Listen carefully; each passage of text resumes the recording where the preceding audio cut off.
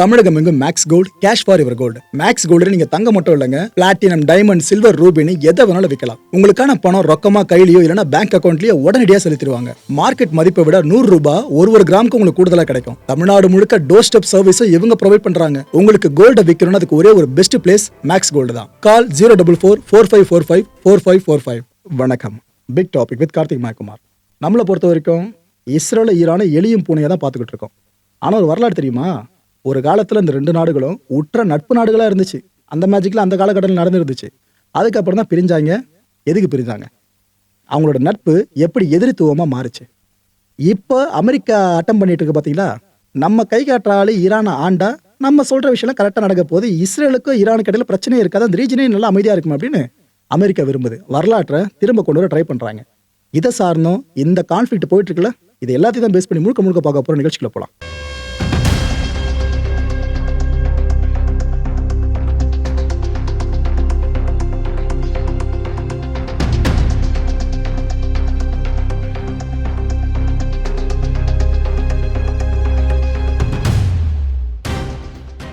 குவைத்தை base பண்ணி எவ்வளோ காட்சிகள் கிடைச்சிட்டு இருக்கு மக்களே. இந்த அமெரிக்க போர் விமானம் அங்கே வீழ்த்தப்பட்டு இருக்கு அப்படின்ட்டு ஒரு பக்கம் பேசுறாங்க. இன்னொரு பக்கம் வீழ்த்தலாம் படலை, அது ஒரு ஆக்சிடென்ட்டு, மால் ஃபங்க்ஷன், அது இதுன்னு இன்னொரு பக்கம் பேசுறாங்க. பொதுவாக போர்க்காலங்களில் இது போல மிஸ்மேட்சாக நிறைய தகவல்கள் வெளியே வந்துட்டு இருக்கும். அப்படிதான் வந்துட்டு இருக்கு. ஆனால் ஒன்று, விமானங்கள் விழுந்து நொறுங்கிறது, அமெரிக்க போர் விமானங்கள் கீழே விழுந்து நொறுங்கிறது மட்டும் தொடர்ந்து அங்கே நடந்துகிட்டு இருக்கு.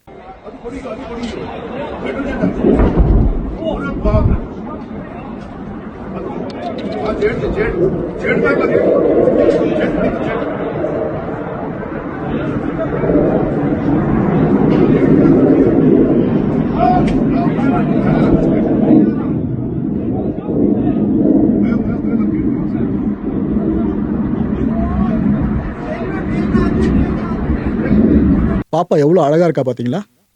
ஆனால் அந்த பாப்பா இப்போ உயிரோடு இல்லைங்க. இவங்க வேற யாரும் கிடையாது, ஜாரா மஹமதி. இந்த கொல்லப்பட்ட சுப்ரீம் லீடர் அலி கமனி இருக்கார்ல, அவரோட பேத்திங்க. அந்த பாப்பாவையும் சேர்த்து தான் கொண்டு இருக்காங்க. அலி கமனை டார்கெட் பண்ணும்போது கொலட்ரல் டேமேஜ் அந்த குடும்பத்தையே சேர்த்து தூக்கினாங்க பார்த்தீங்களா? அதில் இந்த பிஞ்சு குழந்தையும் உயிரிழந்திருக்கு. இதெல்லாம் பார்க்குறது தான் நம்மளுக்கே ஒரு மாதிரி மனசு அடிச்சுக்குதுல, குழந்தைங்க வரைக்கும் கொள்றது. இந்த அமெரிக்கா இஸ்ரேல் நடத்துகிற அந்த தாக்குதல் இருக்குல்ல, அதை எப்படி அவங்க ஜஸ்டிஃபை பண்ணாலும் இந்த ஒரு உயிருக்கு முன்னாடி அந்த ஜஸ்டிஃபிகேஷன் ஈடாகும்னு நினைக்கிறீங்களா? இந்த ஈரான் என்ன பண்ணிருக்கு, இஸ்ரேலை இது வரைக்கும் அடிச்சது பத்தாதுன்னு தொடர்ந்து அடி மேல் அடி அடிச்சுக்கிட்டு இருக்காங்க. இஸ்ரேலும் பதிலடி கொடுக்கணும்னு அவங்களும் முடிஞ்ச அளவுக்கு ட்ரை பண்ணிட்டு இருக்காங்க. அமெரிக்கா உள்ள போய் இஸ்ரேலை ப்ரொடெக்ட் பண்ணுறதுனாலேயே ஈரானுக்கான அடியும் பெருசாக விழுந்துகிட்டு இருக்கு. ஆனால் ஈரானோட வெறி அடங்கின மாதிரி தெரிலங்க.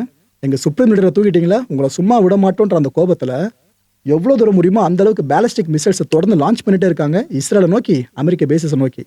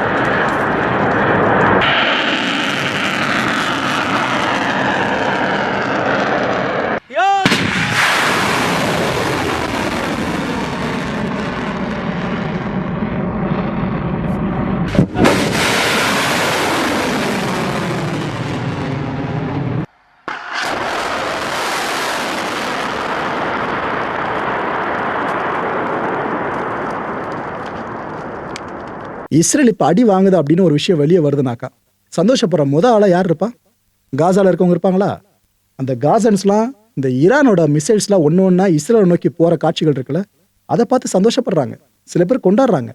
ஹைப்பர்சானிக் மிசைல்ஸ் இருக்குல்ல, அதை வேற லான்ச் பண்ணுதா ஈரானு, இதை பார்த்து இன்னும் பூரிப்படைகிறாங்க. ஈரானோட ஹைப்பர்சானிக் அட்டாக் இருக்கு பார்த்தீங்களா, அது அடுத்த லெவலுக்கு போயிருக்கு. இப்போ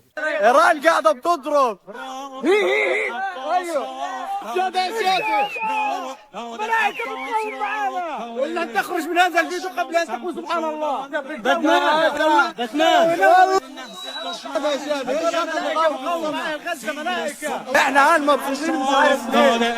Oh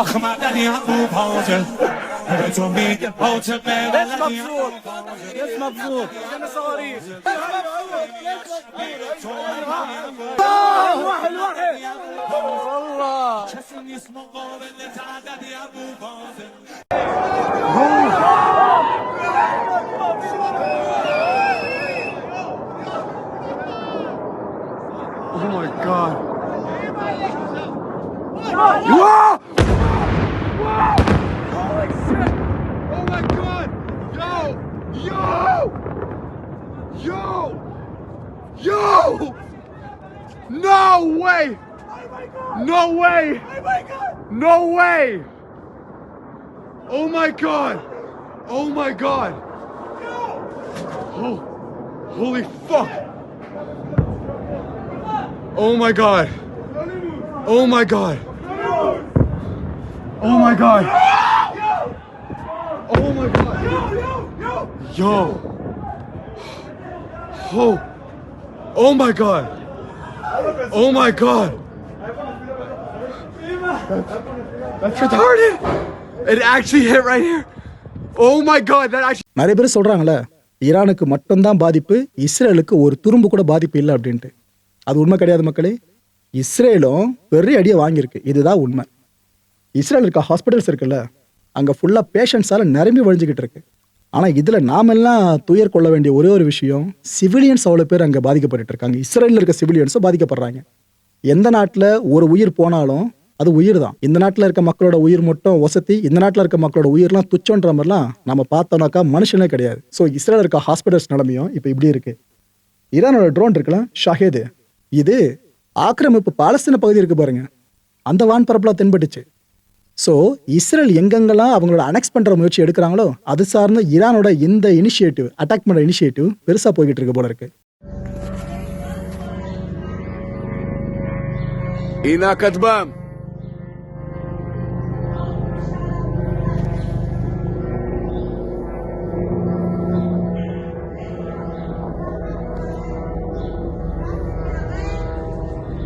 Boy, tiri ta Kadbam. ஒட்டுமொத்த இஸ்ரேலிய மக்களும் இப்ப பதட்டத்துல மட்டும்தான் இருக்காங்க. ஈரான் மக்கள் மாதிரி தான் அவங்களும் இருக்காங்க. அங்க இருக்க ஷெல்டர்ஸ் இருக்குல்ல, அங்கதான் எல்லாரும் தஞ்சம் அடைஞ்சிருக்காங்க. இந்த டைம்ல எவ்வளோ பேர் எதிரிகள்னு வந்தாலும் ஈரான் ஒத்தார நின்று சமாளிச்சுட்டு இருக்குங்க. மற்ற நாடுகளாக இருந்தால் சில மணி நேரங்கள் தாக்கு பிடிக்கிறதே கஷ்டம். ஏன்னா ஆல்மைட்டி அமெரிக்கன் ஃபோர்ஸு, அதை எதிர்க்கணும், இஸ்ரேல் ஃபோர்ஸ் எதிர்க்கணும், இன்னும் அமெரிக்காவுக்கு சப்போர்ட்டாக வர மற்ற நாடுகளோட ஃபோர்ஸே எடுக்கணும். அதையும் தாண்டி ஈரான் நிற்குதுன்னா பெரிய விஷயம் தான். நான் ஈரான் அப்படி தூக்கி பேசுகிறேன்னு நினைக்காதீங்க, நடக்கிற விஷயம் அப்படியே உங்கள் கண்ணு முன்னாடி கொண்டு வந்துட்டு இருக்கோம். அந்த வகையில் இதை பார்க்கும்போது எங்களுக்கே மிரட்சியாக தான் இருக்குது. அவங்க சொன்ன மாதிரி மிசைல் அவசரம் இல்லை, அவ்வளோ பெருசாக வச்சிருக்கான்ற விஷயம் தான் இங்கே கிளியர் கட்டாக புரியுது. சரி ரைட்டு, இந்த நட்பு நாடுகள் இப்போ எதிரிகளாக இருக்குல்ல, இது ஃபியூச்சரில் திரும்ப நட்பு நாடுகளாக மாறுமான்றது ஐயம் தான். இஸ்ரேலும் சரி ஈரானும் சரி, ரெண்டு நாடுகளும் சேர்த்து தான் சொல்கிறேன். ஆனால் ஒரு காலத்தில் எந்த அளவுக்கு நட்புறவோடு இருந்த நாடுகள், அதுக்கப்புறம் என்ன ஆச்சு, அரசியல் மாற்றம் எந்த அளவுக்கு ஏற்பட்டுச்சு, இஸ்லாமிய புரட்சி சார்ந்த இப்போ இவ்வளோ பெரிய இஷ்யூவை வெஸ்டர்ன் கண்ட்ரீஸில் அப்போஸ் பண்ணிட்டு இருக்காங்க, அது எல்லாத்தையும் கனெக்ட் பண்ணி இந்த தொகுப்பில் பார்க்க போறீங்க மக்களே. இந்த கதை நண்பர்கள் எதிரிகளாக மாறின கதை. இந்த வரலாறு உங்களுக்கு புரிஞ்சிட்டாலே இப்போ நடக்கிற கான்ஃப்ளிக்ட்டை பற்றி உங்களுக்கு ஒரு புரிதல் கிடைச்சிரும். 1979 இந்த வருஷம் ஏப்ரல் 1 தான் இந்த ஈரான் இஸ்லாமிக் ரிப்பப்ளிக்காக மாறுதுங்க. நாம் எப்படி குடியரசு தன்மையை அடைஞ்சோம், அதே மாதிரி தான் ஈரான் இஸ்லாமிக் ரிப்பப்ளிக் ஸ்டேட்டை இந்த டைமில் அடையுது. அப்போ ஆட்சியாளராக இருந்த முகமது ரெசா ஷா, ஆக்சுவலாக அவர் ஈரானுக்கு தலைவராக இருந்தாலும் வெஸ்டர்ன் லீடர்ஸ் இருக்காங்கல்ல, அதாவது மேற்குலக நாடுகள், இந்த நாடுகளோட தலைவர்களோடு ரொம்ப நெருக்கமாக இருந்தவர். இப்போ இருக்க ஈரானை கொஞ்சம் மனசில் நினச்சி பாருங்கள், மேற்குலக நாடுகள் வெர்சஸ் ஈரான் தான் இருக்குது, ஆகவே ஆகாது 7ஆம் பொருத்தம். ஆனால் அப்போ இருந்த முகமது ரெசா ஷா வெஸ்டர்ன் லீடர்ஸ்க்கு நல்ல ப்ரோவாக தான் இருந்தார். எந்த அளவுக்கு ப்ரோவாக இருந்தார்னா, இஸ்ரேல் இருக்குல்ல, ஆக்சுவலாக இது 1948 வந்துருச்சு இஸ்ரேல், ஓகேவா கண்ட்ரி. அந்த இஸ்ரேல் தங்களோட கூட்டாளி நாடுன்னு பகிரங்கமாக அனௌன்ஸ் பண்ணியிருக்காங்க. ஈரானும் இஸ்ரேலும் அவ்வளோ நட்பு நாடுகள்னு அந்த டைமில் இருந்திருக்குங்க. ஆனால் இந்த ஒரு விஷயம் ஈரானில் இருந்த எல்லாருக்குமே ஏற்றுக்கக்கூடியதாக இல்லை. ஏன்னா வரலாறு தெரிஞ்சவங்களுக்கு தெரிஞ்சிருக்கும், மோசஸ் கதை, யூதர்கள் எப்படி ஃபுல்லாக குடியேற்றம் அடைஞ்சாங்க, என்ன நடந்துச்சு, அரேபியர்களுக்கு இந்த சைடுக்கு என்ன பிரச்சனை, ஆயிரத்தி விஷயங்கள் இருக்குது. நம்ம சேனலில் வீடியோஸ் போட்டுருக்க, டைம் இருந்தால் அதை பாருங்கள். ஸோ சித்தாந்த ரீதியாக உள்நாட்டுக்குள்ளே ஈரானில் பல மக்கள் இதை எதிர்த்தாங்க. இல்லை இஸ்ரேல் நம்மளுக்கு எப்போவுமே எதிரி தான், கூட்டாளியாக இருக்க வாய்ப்பே இல்லைன்னு சொல்லிட்டு. இதையெல்லாம் கடந்து என்ன ஆகுது, கரெக்டாக இஸ்லாமிக் ரெவல்யூஷன் அங்கே வெடிக்குது, ஆட்சி மாறுதுங்க ஈரானில். ஆட்சி மாறின கையோடு சித்தாந்தமும் மாறுது. இது வரைக்கும் நட்பு நாடாக இருந்த இஸ்ரேலை முழுக்க முழுக்க எதிரியாக பார்க்க ஆரம்பிச்சது ஈரான். 1982 என்ன ஆகுதுன்னு பார்த்தீங்கன்னா, லெபனானில் இஸ்ரேலிய படை ஊடுருவுது. இப்போ எப்படி யுக்ரைனோட எல்லைக்குள்ளே ரஷ்யா போச்சு, இதே மாதிரி அப்போது லெபனானுக்குள்ளே இஸ்ரேல் போகுது. இங்கே இருக்க ஷியா பிரிவு இஸ்லாமியர்கள் இருக்காங்களே, இவங்களை பேஸ் பண்ணி ஹெஸ்புல்லா அப்படின்ற ஒரு அமைப்பு கிரியேட் பண்ணுற ப்ராசஸ் பெருசாக போயிட்டுருக்கு. ஸோ இதை காரணம் காமிச்சு தான் இஸ்ரேல் உள்ளே புகுந்துருந்துச்சு. ஆக்சுவலாக அந்த ஹெஸ்புல்லா அமைப்பை உருவாக்குனதே ஈரானோட ரெவல்யூஷனரி காட்ஸ் இருக்காங்களே, இவங்க தான்ட்டு ஒரு பெரிய நம்பிக்கை இப்போ இருக்க தான் செய்யுதுங்க. ஸோ இந்த ஹெஸ்புல்லாவுக்கு ஈரானோட ரெவல்யூஷனரி காட்ஸ், இட் மீன்ஸ் ஈரானோட ராணுவனே எடுத்திங்கன்னா ஸ்ட்ரைட்டா, அவங்க ஹெல்ப்ஃபுல்லாக இருக்காங்கன்னு இஸ்ரேலுக்கு ஈரான் மேலே சம கோபம். எப்படி எங்களோட எதிரியை நீங்கள் வளர்த்து விடலாம், உங்களோட ப்ராக்சியா இந்த ஹெஸ்புல்லா அப்படின்ட்டு எப்போ 1982 இஸ்ரேல் சொல்ல ஆரம்பிச்சிச்சு. 2024 வரைக்கும் இஸ்ரேல் அதை தான் சொல்லுது, ஈரானோட ப்ராக்சி தான் ஹெஸ்புல்லான்னு சொல்லிட்டு. ஸோ ஈரானுக்கும் இஸ்ரேலுக்கும் இடையில பகை உச்சத்தை தொடுதுங்க இந்த ஹெஸ்புல்லாவை மையமாக வச்சுக்கிட்டு 1982. அந்த டைமில் இஸ்ரேல் ஒரு ஸ்டேட்மெண்ட்டை வெளியிட்டிருந்தாங்க. அது உலகம் முழுக்க பெருசாக பேசப்பட்டிருந்துச்சு. அதாவது எல்லைகளில் இருக்க மோசமான ஒரு ஆயுத குழுனா அது இந்த ஹெஸ்புல்லாவை தான்ப்பா சொல்லுவேன். அதுவும் இந்த அமைப்புக்கு, பயங்கரவாத அமைப்புக்கு ஈரான் இவ்வளோ துணை போவது, ஈரான் இப்படி துணையாக நிற்கிறது எங்களை ஏற்றிக்க முடியலன்னு அப்போ இஸ்ரேல் சொல்லியிருந்துச்சு. 1983 என்ன ஆகுதுன்னு பார்த்தீங்கன்னா, இந்த ஈரான் பேக்டு ஹெஸ்புல்லா இருக்காங்களே, இவங்க லெபனானில் நிறைய தாக்குதல்களை முன்னெடுக்க ஆரம்பித்தாங்க. அதுவும் குறிப்பாக தற்கொலைப்படை தாக்குதல்கள். அவங்களோட தாக்குதல் பாணி அப்போ எப்படி இருந்திருக்குன்னா, இந்த கார் மாதிரியான வாகனங்கள் இருக்குல்ல, அதுக்குள்ளே நிறைய பாம்ஸை வச்சு லோட் பண்ணி அமுச்சு விட்டுருவாங்க. அதை ஒருத்தர் ஓட்டிகிட்டும் போவார். அந்த நபர் ஒரு குறிப்பிட்ட டார்கெட்டை ரீச் பண்ணதுமே அந்த காரோடு சேர்ந்து தன்னையும் வெடிக்க வச்சுருவார். அதுக்கப்புறம் சுற்றி இருக்க பகுதி எல்லாமே எப்படி இருக்குங்க, போர்க்களமாக காட்சி அளிக்கல, அது போல் தாக்குதல் தான். இந்த இஸ்ரேலிய மிலிட்ரி இருக்குல்ல லெபனானில், அதோட ஹெட் குவார்ட்டர்ஸு, அந்த இடத்துல ஒரு கார் தற்கொலைப்படை தாக்குதலை 1983 இந்த ஹெஸ்புல்லா கண்டக்ட் பண்ணுது. இதோட நோக்கமே பார்த்தீங்கன்னா, இஸ்ரேலிய படை இங்கே லெபனானில் இருக்கக்கூடாது, வெளியே ஓடணும். இஸ்ரேலிய படை மட்டும் இல்லை, மேற்குலக நாடுகளோட படைகள் இருக்குல்ல, அதுவும் லெபனானில் இருக்கக்கூடாது, வெளியே ஓடணும் அப்படின்னு சொல்லிட்டு தான் இந்த ஒரு தாக்குதலே பண்ணியிருந்தாங்க. இதோட விளைவு என்ன தெரியுமா ஆச்சு, அவங்க எதிர்பார்த்தது கிடச்சிது. லெபனானில் இருந்து பெரும்பாலான இஸ்ரேலிய படை வாபஸ் வாங்கிச்சிங்க, அவங்க கண்ட்ரிக்கே கிளம்பி போனாங்க. 1992 ஆரம்பித்து 1994 வரைக்கும் என்னென்ன ஆச்சுன்னா, மேலே 1992 சொல்லிடுறேன், தற்கொலைப்படை தாக்குதல். இஸ்ரேலோட எம்பசி இருக்குல்ல பியூனஸ் ஏரஸில், அர்ஜென்டினா, அங்கே இருக்கிற எம்பசி மேலே தற்கொலைப்படை தாக்குதல். 1994 என்ன ஆகுது, இதே பகுதியில் ஒரு ஜூயிஷ் சென்டர் ஒன்று இருக்குங்க, அது மேலே அட்டாக் பண்ணுறாங்க. ஸோ 2 மிகப்பெரிய தாக்குதல்கள். இதில் சிவிலியன்ஸும் பல பேர் கொல்லப்பட்டிருந்தாங்க. கொடுமையான செய்தி இதுதான். ஈரான் அண்ட் ஹெஸ்புல்லா இந்த 2 தரப்பும் தான் சேர்த்து இது போல் வேலையை பார்த்துருக்காங்கன்னு அர்ஜென்டினா குற்றம் சாட்டுச்சு. இஸ்ரேல் சும்மா இருக்குமா, அவங்களும் குற்றம் சாட்டினாங்க. ஸோ இந்த 2 தரப்பு எப்படியாவது பழி வாங்கணும்னு அர்ஜென்டினாவும் கங்கணம் கட்டிகிட்டு இருந்துச்சு, இஸ்ரேலும் கங்கணம் கட்டிகிட்டு இருந்துச்சு. ஆனால் ஈரான் என்ன தெரியுமா சொல்லிச்சு, இல்லை நாங்கள் அந்த அட்டாக்கை பண்ணவே இல்லை அப்படின்னு அவங்க மறுத்துட்டாங்க. ஹெஸ்புல்லாவும் மறுத்தாங்க. ரெஸ்பான்சிபிலிட்டியை யாருமே இங்கே கிளைம் பண்ணல. இதை தொடர்ந்து 2002 வாங்க, சீக்ரெட் யுரேனியம் என்ரிச்மெண்ட் ப்ரோக்ராம் ஒன்றுத்தை ஈரான் தீவிரமாக கண்டக்ட் பண்ணிட்டு இருக்கு அப்படின்ட்டு இஸ்ரேல் மிகப்பெரிய குற்றச்சாட்டை முன் வச்சது சர்வதேச அரங்கில். அணு ஆயுத உருவாக்கம் பற்றி எங்ககிட்ட ஆதாரம் கிடச்சிருக்கு அப்படின்ட்டு ஈரான் மேலே மிகப்பெரிய இன்னொரு குற்றச்சாட்டையும் இஸ்ரேல் சுமத்துச்சு. எப்போ 2002. இதுக்காக இஸ்ரேல் ஒரு ஸ்டேட்மெண்ட் அப்போ வெளியிட்டிருந்தாங்க, ஈரான் மட்டும் இந்த அணு ஆயுதம் சார்ந்த யுரேனியம் என்ரிச்மெண்ட் ப்ரோக்ராமை கைவிடலை அப்படின்னா நாங்கள் கடுமையான ஆக்ஷனை உங்களுக்கு எதிராக முன்னெடுப்போன்னு கிளியர் கட்டாக சொல்லிடுச்சு இஸ்ரேல். இதே ஸ்டேட்மெண்ட்டை இப்போ இஸ்ரேல் விட்டாங்கன்னா ஈரான் என்ன பண்ணணும் கண்டிப்பாக உங்களுக்கே தெரியும். ஆனால் அந்த 2002 இஸ்ரேல் இந்த ஸ்டேட்மெண்ட்டை வெளியிடுறப்ப சர்வதேச அரசியலே வேறு மாதிரி திரும்பிச்சு. 2006 என்ன ஆகுதுன்னு பார்த்தீங்கன்னா, ஹெஸ்புல்லா அமைப்பு இருக்குல்ல, ஈரானோட ப்ராக்சின்னு சொல்லக்கூடிய அமைப்பு, இந்த அமைப்பை அழிக்கணும்னு சொல்லிட்டு லெபனானுக்குள்ளே இஸ்ரேலிய படை களமிறங்குச்சு. 1 மாதம் வரைக்கும் வார் போச்சுங்க அந்த போர், இந்த ஹெஸ்புல்லா வெர்சஸ் இஸ்ரேல் போர். இதோட விளைவு என்னாச்சுன்னா, இன்னைக்கு வரைக்கும் இஸ்ரேலுக்கு தலைவலி தான் கொடுத்துக்கிட்டு இருக்காங்க ஹெஸ்புல்லா.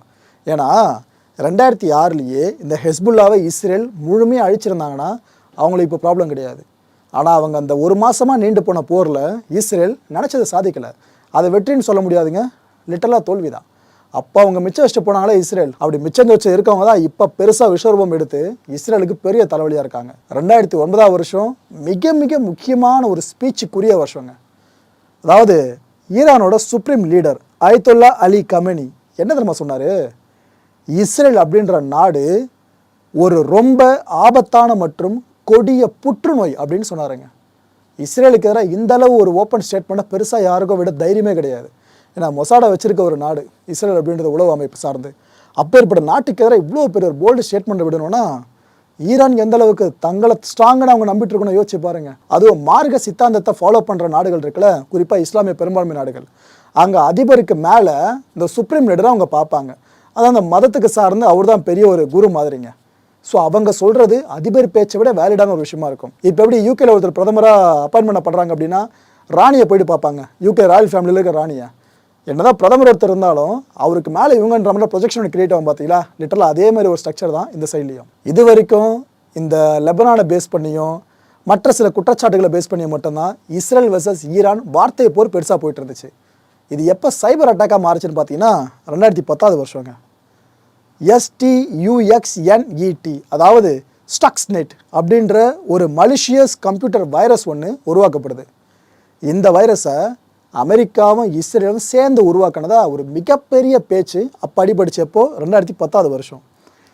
இந்த வைரஸ் எதுக்காக உருவாக்கப்பட்டுச்சாமா, ஈரானோட யுரேனியம் என்ரிச்மெண்ட் ஃபெசிலிட்டி இருக்குல்ல, இதை காலி பண்ணணும். ஸோ அங்கே இருக்க சிஸ்டம்ஸ்குள்ளே இந்த வைரஸ் புகுந்துட்டாலே நாம் நினச்சதை பண்ண முடியும்னு சொல்லிட்டு தான் இந்த வெஸ்டர்ன் கண்ட்ரிஸ் சேர்ந்து ஈரானுக்கு எதிராக இந்த வைரஸை உருவாக்குனதா ஒரு பேச்சுங்க. அந்த யுரேனியம் என்ரிச்மெண்ட் ஃபெசிலிட்டி எங்கே இருக்குன்னு பார்த்தீங்கன்னா ஈரானோட நட்டான்ஸ் நியூக்ளியர் சைட் இருக்குல்ல, அதுக்குள்ளே இருக்கிறது. ஸோ 2010 அட்டாக்கே முன்னெடுத்துட்டாங்களா, எதிர்பார்த்த வெற்றி 100% கிடைக்கல, ஓரளவுக்கு மட்டும் வெற்றி கிடச்சிருந்துச்சு.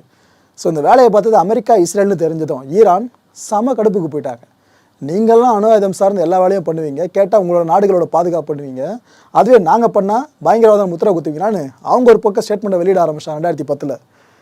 First publicly known cyber attack and industrial மெஷினரின்னு ஒரு பெரிய டைட்டிலே கொடுக்கலாம். அப்பேற்பட்ட விவகாரமாக அது மாறிச்சு. 2012 ஈரானோட ஈகோவை இஸ்ரேல் வேற மாதிரி ட்ரிகர் பண்ணி விட்டுருச்சு. என்ன ஆகுதுன்னா, முஸ்தஃபா அஹ்மதி ரோஷன், இந்த ஸ்க்ரீனில் தெரிகிறார்ல, இவர் தாங்க. இவர் ஈரானோட நியூக்ளியர் திட்டங்கள் இருக்குல்ல, இதில் மிக முக்கியமான சயின்டிஸ்டாக இருந்தவர். அப்பேற்பட்ட இவர் பயணிச்சிட்டு இருந்த கார் திடீர்னு வெடிக்குது. என்னாச்சு ஏதாச்சுன்னு சொல்லிட்டு ஃபுல்லாக எல்லாருமே சோதனை பண்ணி பார்க்குறப்ப தான் தெரியுது, பைக் ஓட்டிட்டு வந்த ஒரு நபருங்க, இவர் பயணித்த காரில் பாம்பை செட் பண்ணிட்டுருக்காரு. ஸோ அந்த நபர், பைக் ஓட்டிட்டு வந்த அந்த நபர் இஸ்ரேலோட உளவாளியாக இருக்கலாம். இவரோட கொலைக்கு காரணமே இஸ்ரேல் தான். ஈரான் நியூக்ளியர் கேப்பபிள் பவர் கண்ட்ரியாக மாறிடக்கூடாதுன்னு சொல்லிட்டு தான் இஸ்ரேல் இந்த வேலையை பார்த்துருக்காங்கன்னு மிகப்பெரிய ஒரு கொந்தளிப்பை ஈரான் அப்போ வெளியிட்டுருந்துச்சு. எனக்கு தெரிஞ்ச 2012 இஸ்ரேலும் ஈரானும் மோதிக்கிட்டு இருந்திருக்கணும். அவ்வளோ பெரிய கனலாக போச்சு அது. அதுக்கப்புறம் ஜியோ பாலிடிக்ஸை பேஸ் பண்ணி கொஞ்சம் கொஞ்சமாக இந்த பதட்டம் தணிஞ்சுது. இதுக்கப்புறம் 2018 என்ன ஆகுது, ஈரானோட நியூக்ளியர் டீல் இருக்குது பார்த்தீங்களா, இதிலிருந்து அமெரிக்கா வெளியே வந்துச்சு. யார் தலைவன் ட்ரம்ப் இருந்தாலும் அமெரிக்க அதிபராக அந்த டைமில். இஸ்ரேலுக்கு சம கொண்டாட்டம் இது. நல்ல வேலைப்பா, அமெரிக்கா நம்ம கூடயே இருக்கணும்னு நினச்சோம், அதே போல் நடந்துடும் போல இருக்குது அப்படின்ட்டு இஸ்ரேலோட பிரைம் மினிஸ்டர் பெஞ்சமின் நெத்தன்யாகு இருக்கார்ல, மனுஷன் செலிப்ரேட் பண்ணி தீத்தாரு. ட்ரம்ப்போட முடிவு ஹிஸ்டாரிக் மூவ் அப்படின்ட்டு ஸ்டேட்மெண்ட்டை வெளியிட்டது நெத்தன்யாகு தான். இந்த சந்தோஷம் இருக்குல்ல இஸ்ரேலுக்கு, அமெரிக்கா இது போல் வேலையை ஈரானுக்கு எதிராக பண்ணிட்டாங்க, நம்மளோட கை ஓங்கிருச்சுன்னு. இந்த தைரியத்தில் இஸ்ரேல் என்ன பண்ணிடுச்சு, சிரியாவில் இருக்கிற ஈரானியன் மிலிட்ரி இன்ஃப்ராஸ்ட்ரக்சர் மேலே மிகப்பெரிய தாக்குதலை முன்னெடுத்துட்டாங்க.